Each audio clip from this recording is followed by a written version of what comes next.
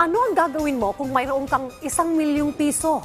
Alam niyo ba ng isang vlogger sa Cebu, ginawa itong saranggola. Ano naman kayang masasabi dito ng Bangko Sentral ng Pilipinas? Alamin natin sa report ni Sujin Kim. Sobrang laki na saranggola natin ngayon na nakakalaga ng 1 milyon. Kakaiba ito saranggola natin ngayon. At tayo pa lang yung nakagawa. Nagawa sa pera.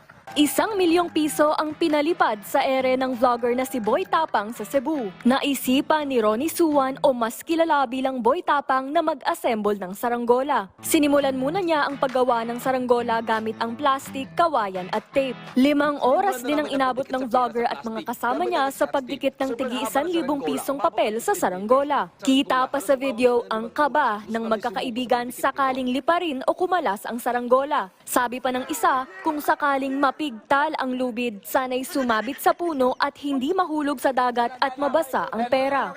Ngayon na makakita makatapang ng saranggola na 1 milyon.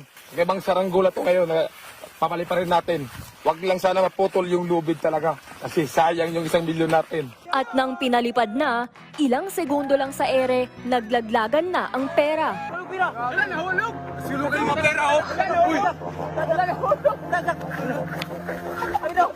Putol!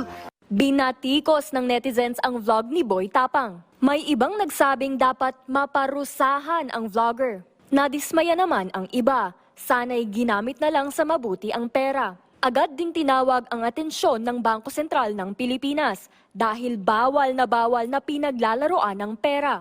Agad nagtungo ang Investigation Committee ng Bangko Sentral ng Pilipinas sa Cebu.